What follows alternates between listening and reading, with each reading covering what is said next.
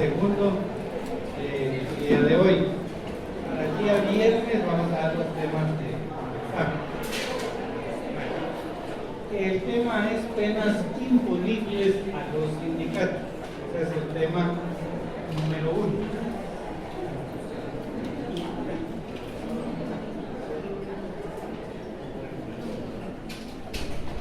Las penas imponibles son dos. Uno, multa, y la otra es la disolución. La multa, pues obviamente debe estar taxativamente establecida en la ley para poder imponer una multa a la organización o al empleador o trabajador. Debe estar expresamente establecida. La disolución es un procedimiento que permite realmente disolver la organización sindical, disolver al sindicato.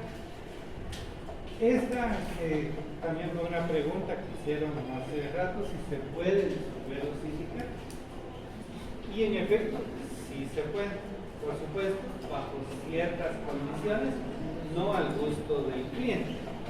Entonces, con lo de la multa, veamos el artículo 272 del Código de Trabajo, por favor, 272.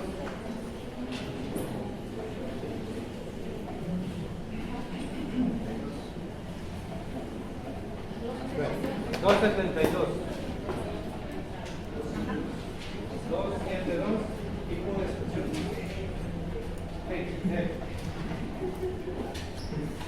Artículo 272. El delegado departamental de la Inspección General de Trabajo impondrá las sanciones por faltas de trabajo en previsión social de la forma siguiente. Por haberse determinado la violación a las normas que obligan a la paga de salarios y demás prestaciones laborales, dará lugar a la imposición de una multa entre 8 y 18 salarios mínimos mensuales vigentes para las actividades no agrícolas. Muy bien. ¿A quién está dirigida esta multa? Al patrón. Muy bien. ¿Por qué situaciones puede ser sancionado por multa según este inciso? Por la omisión de pago de salarios, prestaciones, ¿verdad? Ahí está. Bueno, ese es un motivo, ¿verdad?, por el cual puede ser sancionado con multa, pero está dirigido al empleador. La literal B del 272, señorita, usted. Por haberse determinado la violación de una disposición prohibitiva, dará lugar a una imposición de una multa entre 2 y 10 salarios mínimos mensuales vigentes para actividades no agrícolas. En el caso de patronos, y entre 2 y 10 salarios mínimos diarios vigentes para las actividades no agrícolas en el caso de trabajadores u organizaciones sindicales. Muy bien. Ya mencionaron a tres partes: empleadores, trabajadores y organizaciones sindicales. Muy bien. Entonces ya podemos hablar de que el sindicato puede ser sancionado con multa según ese artículo. Muy bien. ¿Qué decía ahí? Bueno. ¿Por qué motivo puede ser sancionado entonces, según ese artículo, una organización sindical? Una violación de una disposición prohibitiva. Correcto. Muy bien. Es decir, en la norma debe estar taxativamente establecido que X o Y es una prohibición. Y si alguien incurre en esa prohibición, entonces va a ser acreedor a esa multa. Siguiente inciso, por favor. Literal C. Por haberse determinado la violación a una disposición preceptiva del título tercero de este código, otra ley y otra disposición de trabajo y previsión social referente a jornadas o descansos que haga algún empleador o trabajador, dará lugar a la imposición de una multa de entre 6 a 12 salarios mínimos mensuales vigentes para las actividades no agrícolas. La condición sería entonces 1, que debe ser una disposición de carácter preceptivo. El anterior es prohibitivo, es decir, se prohíbe, debe indicar. La otra es preceptiva, entonces, es decir, es una norma que regula una condición únicamente, ¿verdad? No es prohibitiva, regula una condición, es decir, hay acciones positivas como por ejemplo deben de respetarse la jornada de los trabajadores, tal y como lo dice ese inciso, ¿verdad? Relacionado con las jornadas y los descansos. Entonces, ahí hay disposiciones preceptivas porque está estableciendo cuál es la jornada de los trabajadores. Eso está estableciendo el legislador en ese código. Entonces, por eso es preceptivo. Bueno, entonces ya sabemos que se puede imponer, en este caso, ya más dirigido hacia el empleador. Siguiente literal, que no lee. ¿Usted? Por haberse determinado violaciones a las disposiciones preceptivas del título quinto de este código, otra ley o disposición de trabajo y previsión social referente a salud y seguridad ocupacional que haga un empleador da lugar a la imposición de una multa entre 8 y 16 salarios mínimos mensuales para las actividades no agrícolas. En el caso del trabajador, la multa será entre 4 y 8 salarios mínimos diarios para las actividades no agrícolas. Muy bien, gracias. Entonces sigue siendo una norma preceptiva, pero relacionado con un tema de salud, si mal no estoy. Bueno, entonces ya está establecida una multa de esa naturaleza. Siguiente, creo que es la última. Hasta el inciso G. Se fue para- E, F y G.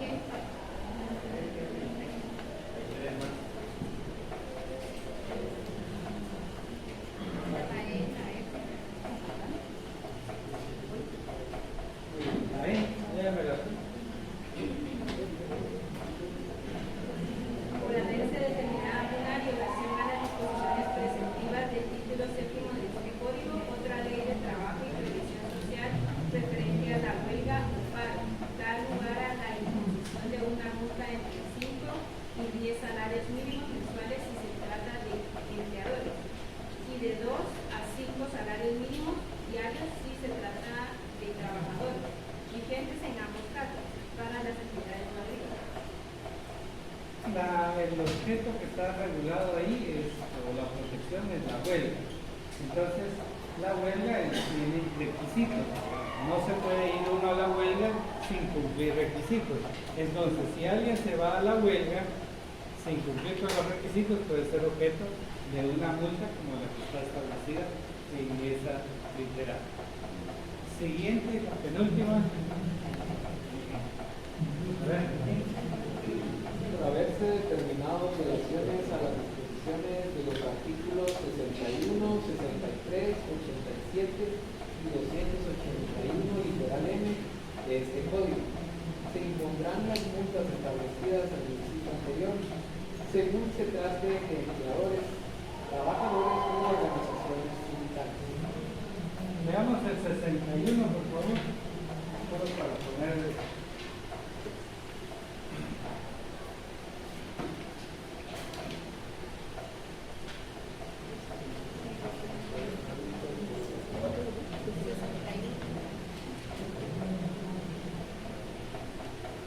Artículo 5, obligaciones de los patronos, artículo 61, ¿verdad? En otros artículos de este código, en sus reglamentos y en las leyes de previsión social, son obligaciones de los empleadores enviar dentro del inciso A, enviar dentro del prorrogable plazo de los 2 primeros meses de cada año a la dependencia administrativa correspondiente del Ministerio de Trabajo y Previsión Social, directamente o por medio de las autoridades de trabajo del lugar donde se encuentra la respectiva empresa. Un informe impreso por lo menos debe contener estos datos. Número 1, egresos totales que hayan tenido por concepto de salarios. bonificaciones y cualquier otra prestación económica durante el año anterior, con la debida separación de las salidas por jornadas ordinarias y extraordinarias. Dejémoslo ahí. ¿Qué significa? Son obligaciones de los empleadores, ¿verdad? Tiene responsabilidades y esas responsabilidades las debe de cumplir. Si las incumple, entonces, ¿qué va a suceder? Se le va a aplicar la multa que está establecida en el 272, literales, literal G, ¿verdad? F. Sí, ahorita sí ya toca la última, ¿verdad? Sí. Bueno, la última. Sin código.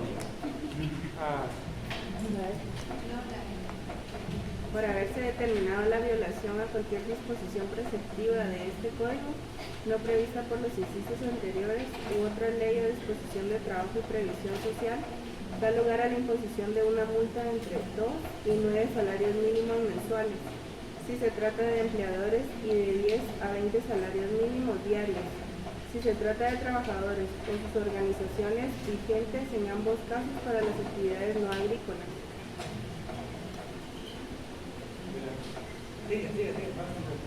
Una vez notificada la resolución que impone la sanción, el infractor tendrá 5 días para hacer el pago correspondiente en el Ministerio de Trabajo y Previsión Social, salvo que haya interpuesto recursos de revocatoria regulado en el artículo 275 del presente código.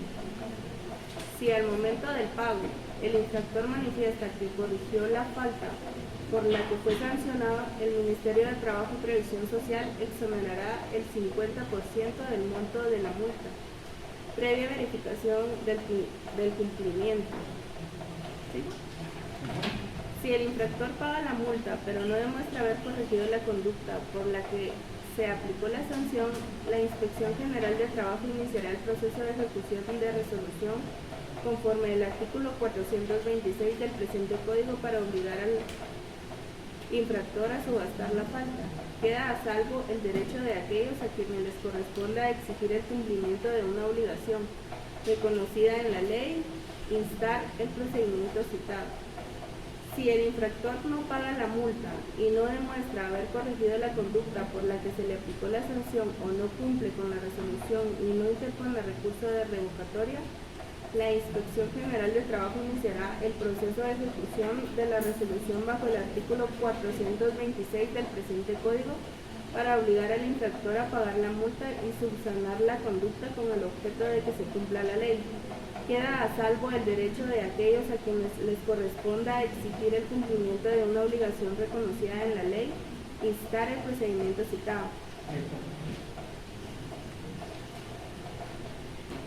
Bueno, entonces ya tenemos las condiciones en cuál se puede imponer una multa, pero les hago una pregunta a ustedes.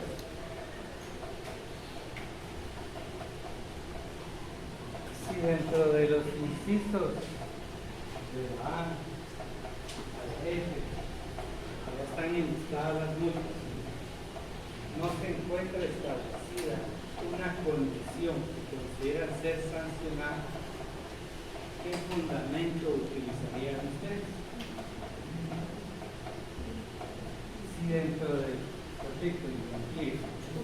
Si dentro del artículo 272, literal A a la F, no aparece una condición cometida por cualquiera de las partes y que consideran debe ser sancionada, ¿de qué manera podrán ser sancionadas y cuál es el fundamento?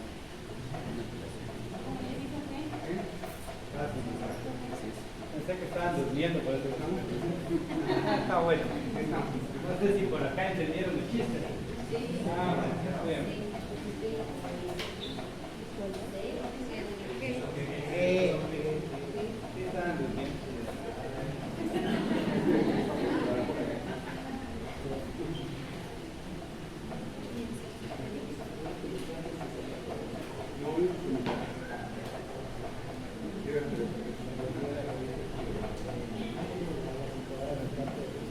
Ahora vamos a ver el tema de la disolución.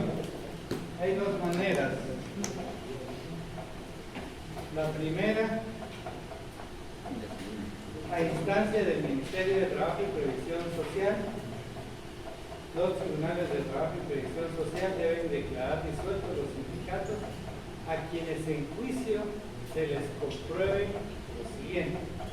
Artículo 226.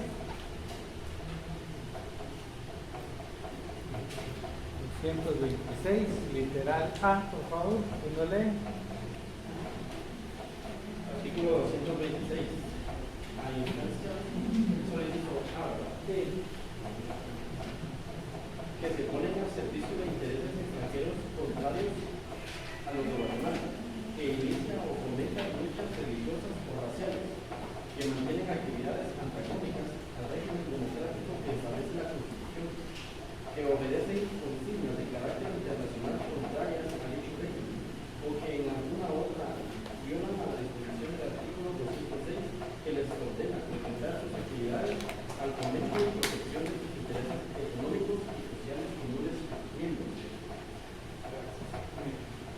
Esa es una manera de pedir la disolución de una organización sindical, pero si se dan cuenta es algo que es muy difícil que se cumpla, porque dicen que se ponen a los servicios de intereses extranjeros contrarios a los de Guatemala.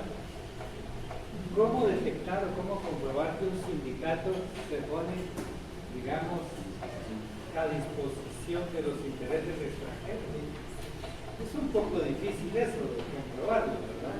Quizás los servicios o las opciones que tienen los trabajadores en otras empresas en el extranjero y ellos quieren aplicar esos requerimientos en Guatemala que no aplican. Una injerencia. Pero tiene que ser contrario a los intereses de Guatemala. Una injerencia. Sí, una injerencia. Y entonces ahí sí se podría disolver. De lo contrario, es muy difícil. Que inician o fomentan luchas religiosas o raciales. No creo que se meta en eso. Sí. Pero por lo menos queda la prohibición. En el Congreso sí hubo un sindicato que sí se estableció por medio de eso. No me diga, eso que nos podemos esperar. Fue en el año 2024-2018. Síganme ese dato, es interesante. No, va a hablar que lo compruebe, ¿verdad?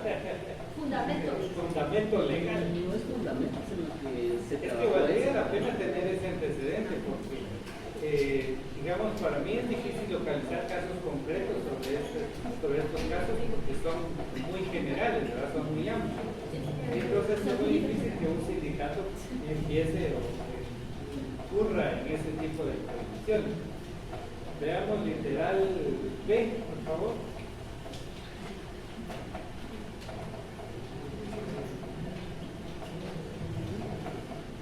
Que ejerce el comercio o la industria con ánimo de lucro o que utilizarán directamente o por medio de otras personas los beneficios de su personalidad jurídica y las franquicias fiscales que el presente código les concede para establecer o mantener expendios de bebidas alcohólicas, salas de juegos prohibidos u otras actividades reunidas con los fines sindicales. Dedicarse al comercio no lo pueden hacer, solo actividades sindicales y en el anterior estaba citado el 206 del Código del Trabajo. Literalmente actividades que redunden en beneficio de los trabajadores, intereses económicos y sociales comunes. C. ¿Sí viene C? Vean C. Que usan de violencia manifiesta sobre otras personas para obligarlas a ingresar a ellos o para impedirles su legítimo trabajo, o que fomentan actos delictuosos contra las personas o propiedades, o que maliciosamente suministran datos falsos a las autoridades de trabajo.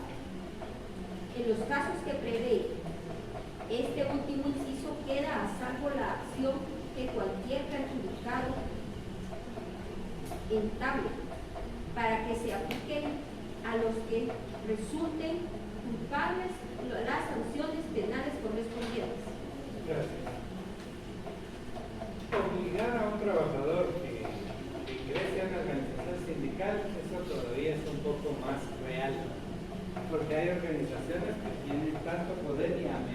solicitan a los trabajadores para incluirlos en su sindicato. Eso es todavía más real, ¿verdad? Más realista. Y entonces eso sí existe, ¿verdad? Y entonces si se logra comprobar, se puede pedir la disolución de esa organización sindical. También dice para impedirle su legítimo trabajo. Por eso que en Guatemala no son aplicables esas fórmulas de sindicalización que yo les pedí, que son, por ejemplo, el arrendamiento preferente, close shop, porque no es posible, dada la prohibición que tiene en el Código de Trabajo. La libertad de trabajo está vigente en Guatemala y no existe esa libertad. Pero si una organización sindical quiere imponer eso, incluiría en violación de ese artículo y se puede pedir la disolución de esa organización sindical. Bueno, aquí tenemos esas tres formas que el organismo ejecutivo puede solicitar por intermedio del Ministerio de Trabajo. ¿Ante quién? No. ¿Ante quién se solicita la disolución de una organización sindical?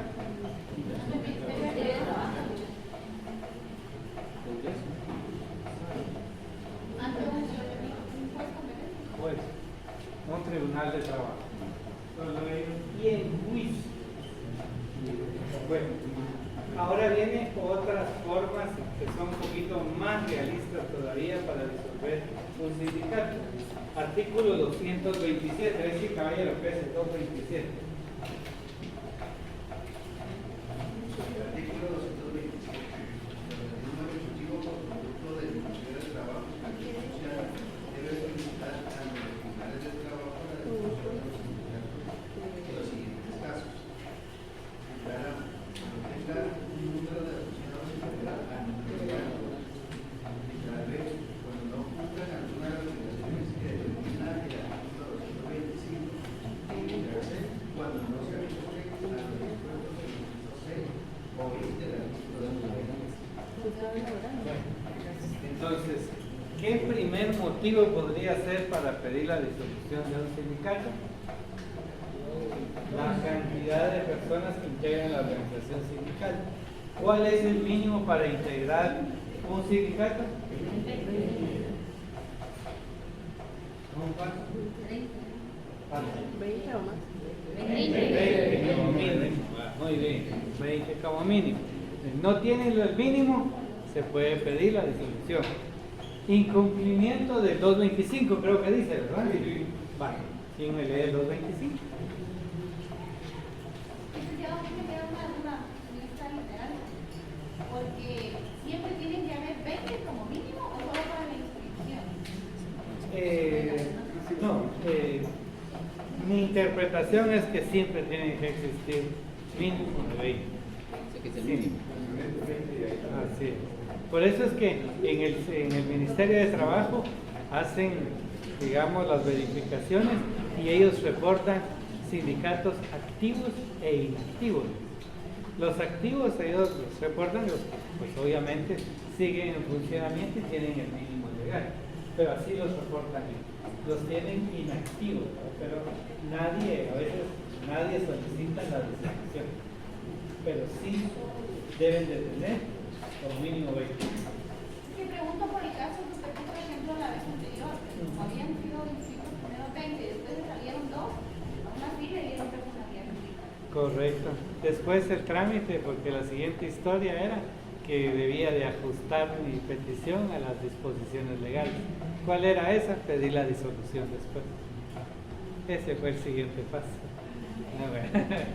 Bueno, 225, ¿quién lo va a leer?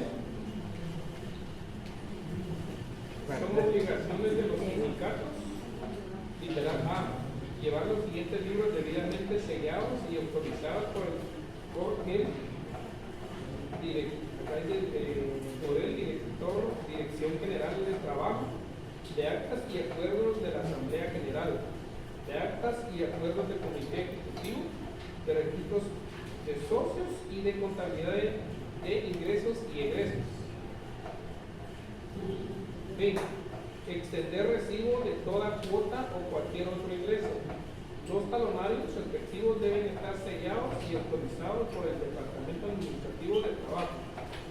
C. Proporcionar los informes que soliciten las autoridades del trabajo siempre que se refieran exclusivamente a su actuación como sindicatos y no como a las de sus miembros en lo personal.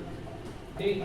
Comunicar al Departamento Administrativo del Trabajo dentro de los 10 días siguientes a la respectiva elección los cambios ocurridos en su comité ejecutivo o consejos consultivos. E.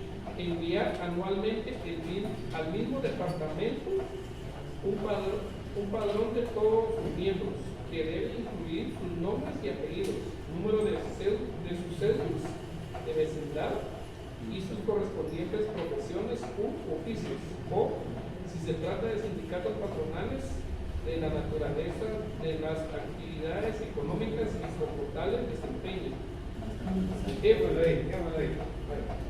Obligaciones sindicales. Y entonces eso puede dar lugar también a la disolución, incumplimiento de sus obligaciones. En el terminado de aquí me estaba leyendo el 227. 227, terminó de leer el 227. No, la última parte dice, en todos estos casos es necesario que la Inspección General de Trabajo le formule previamente un apercibimiento escrito que le proceda para tomar una omisión que completamente se le señale un delito probable de licencia. Para ver si están despiertos. Para promover la disolución de una organización sindical conforme lo establecido en el artículo 227 del Código de Trabajo, es necesario qué acción se debe de diligenciar previamente.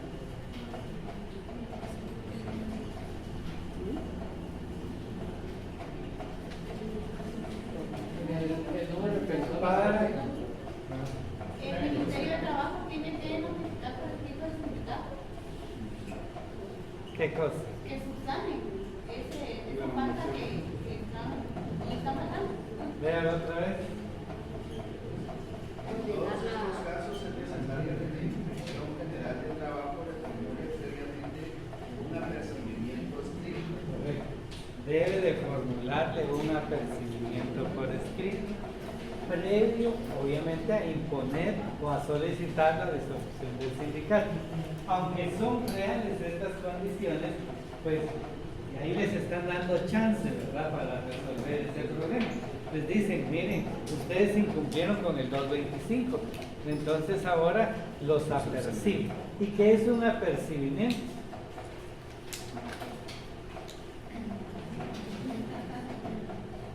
¿Qué es un apercibimiento?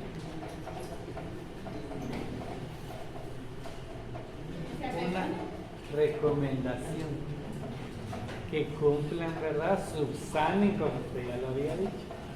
Muy bien. Entonces tenemos multa y disolución, y entonces ya vimos el artículo 227, que fue el último que vimos, el 272 para las multas, el 226 también, la disolución, y el 213 del Código de Trabajo. 213. Y el 213 dice que las penas imponibles son multa y disolución. Todo eso dice el 213. Y el 225.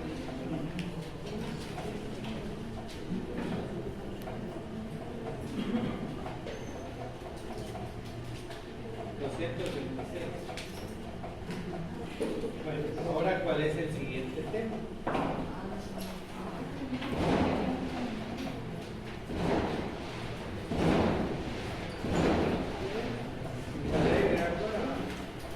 Ustedes se inquietan, pero de ahorita se van a poner a reír. Con el refugio.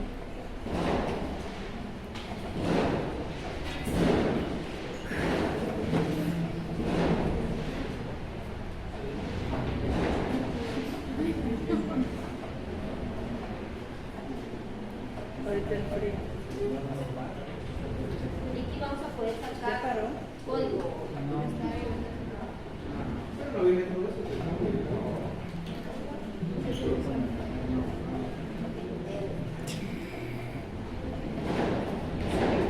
Yo creo que estaban esperando esto, ¿verdad?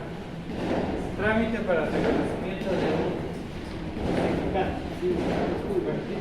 Aquí es donde vamos a entrar ya en el área práctica. Es que esas bombas nos motivan a irse, a salir. Por la bulla. Es que me cuesta adaptarme al micrófono. Siempre que voy a dar un concierto. Bueno, les decía entonces que venimos con vamos a hacerlo como un área un poco práctica, sencilla para que todos entendamos. Algunos de ustedes pueden estar relacionados con la creación del sindicato, pero yo empiezo de lo básico. Primero, ¿qué se necesita para conformar un sindicato? ¿Cuál es el requisito básico para integrar un sindicato? ¿Cuál? Ser mayor de edad. Tener como mínimo, llegar al mínimo, ser 20 si se trata de trabajadores. Y si se trata de patronos,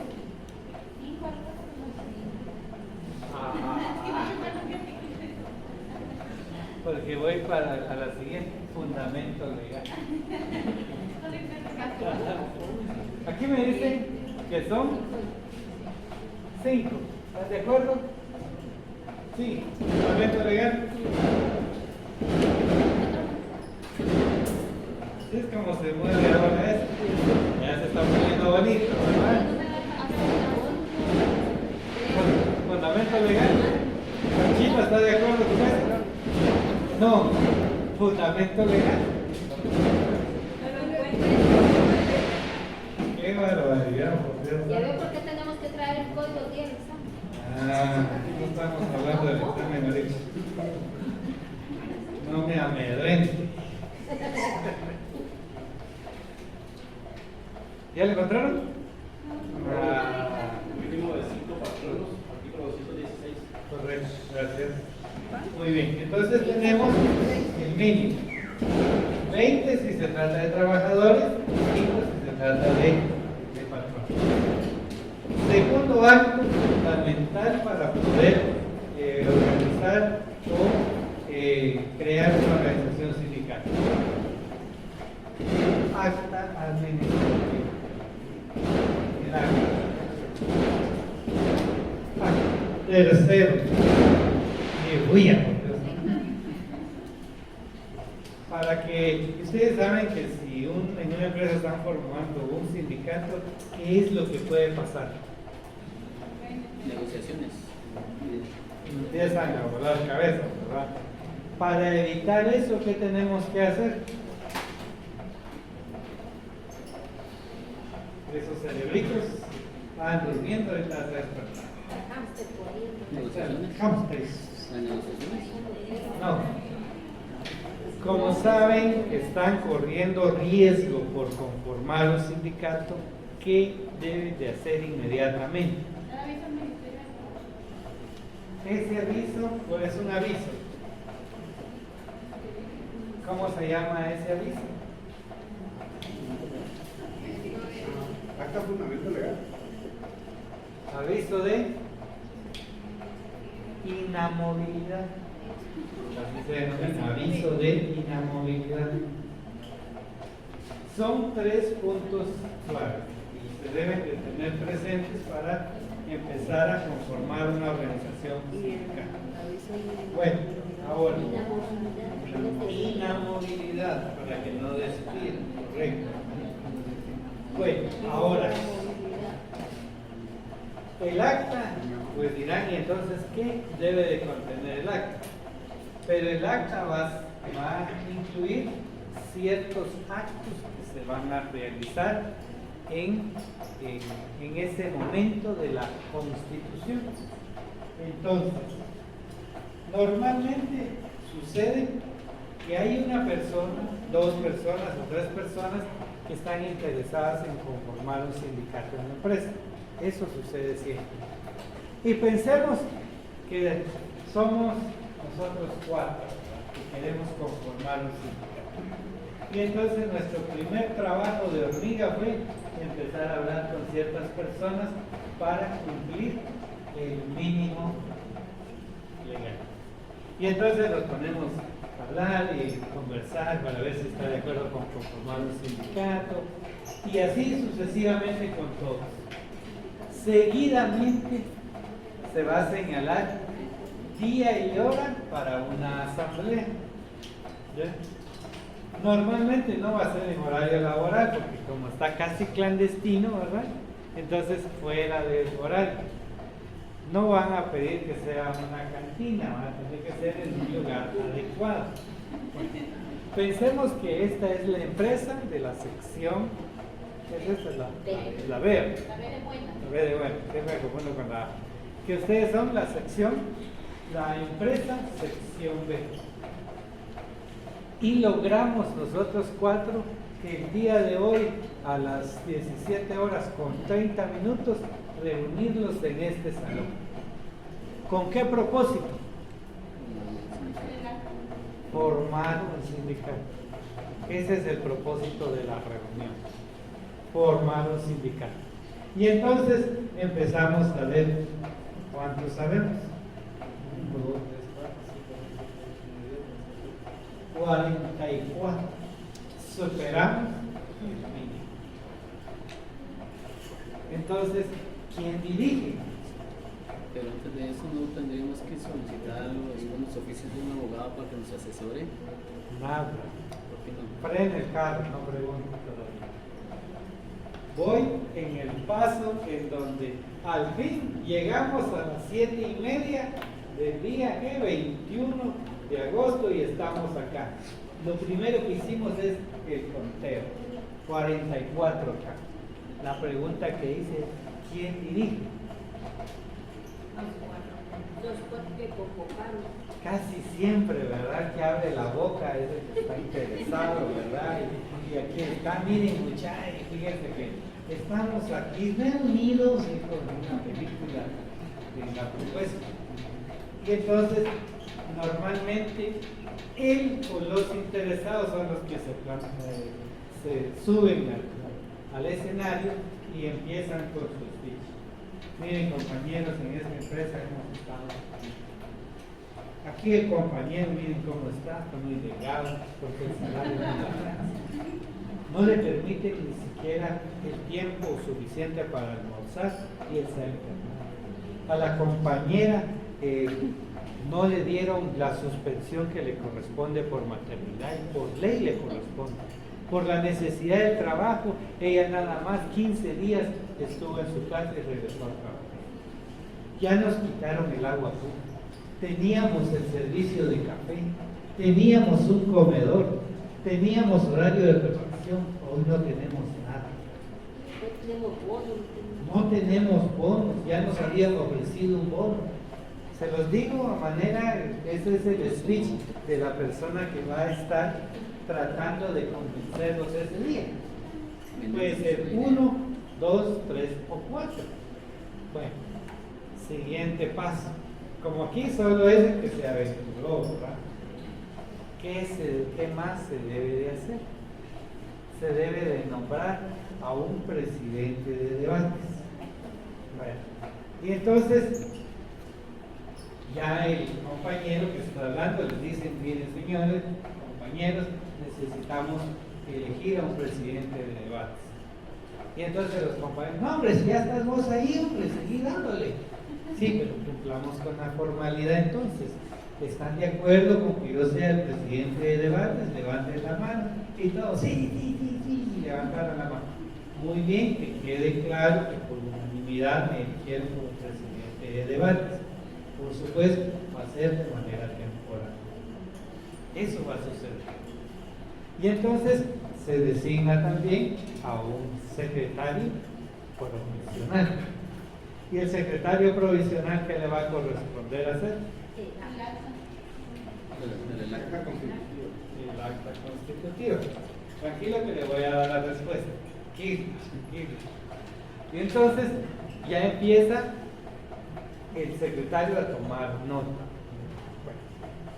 Y entonces el presidente de debate pues dice, bueno, pues ya ustedes me escucharon, ahora consulto, están conscientes de la responsabilidad de conformar un sindicato.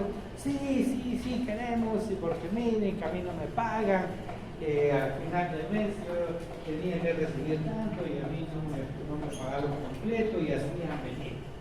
Tenemos que organizar. Y ya tenemos entonces presidente de debate. ¿Y qué va a hacer el presidente de debates? Va a instruir al secretario que tome nota de lo siguiente. Muy bien. En el artículo 220 del Código de Trabajo, ¿quién me lo lee?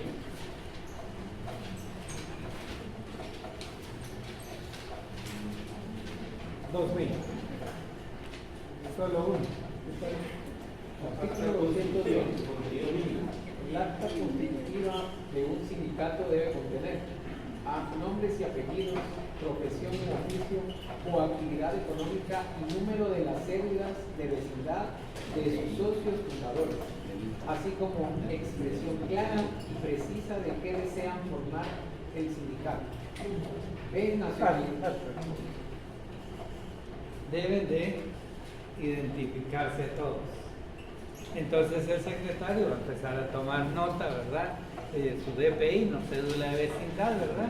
Pero previamente va a dejar consignado que todos los presentes están conscientes en la conformación de una organización sindical. Lo deja en acta y empieza a identificar a cada uno de los que integran la Asamblea General. Continúa. Nacionalidad y vecindad de los miembros del Comité Ejecutivo y del Consejo Consultivo. ¿Sí? Estamos ahí. Entonces, seguidamente ya el presidente de debates va a decir, bueno, entonces, señores, tenemos que designar a nuestro Comité Ejecutivo Provisional y nuestro Consejo Consultivo también provisional. El presidente de debates, que es su servidor, solo puede fungir para este acto nada más, y para los demás actos que son necesarios se necesita el Comité Ejecutivo Provisional y el Consejo Consultivo Provisional. Para ese efecto someto a la Asamblea la elección de quienes ustedes consideren idóneos para ocupar los puestos, que pueden ser como mínimo de 3 y no mayor de 9 integrantes del Comité Ejecutivo y los necesarios para el Consejo Consultivo. Entonces, ¿qué va a suceder? Puede que digan que, no hombre, quédate vos ahí también y los de los demás compañeros que ya están en este con la intención, solo aleguemos otros nada más, si están de acuerdo. Sí, miren allá la señorita tal, el joven de allá también quiere participar y los integran, y al final pensemos que 7, ¿verdad? Y entonces el presidente de debate dice, muchas gracias por proponerme, ¿verdad? Para que continúe, ¿verdad? Representándonos. Entonces vamos a entrar a la elección. ¿Están ustedes de acuerdo con la integración? Sí, muy bien. Sometámoslo a votación y ya el sistema que elige. Pensemos que era para levantar la mano. Levanten la mano en señal de su aprobación y todos, sí. ¿Hay alguno que no levantó la mano? No, todos. Muy bien. Dejaron constancia y ya eligieron al Comité Ejecutivo Provisional y el Consejo Consultivo Provisional. Continúa.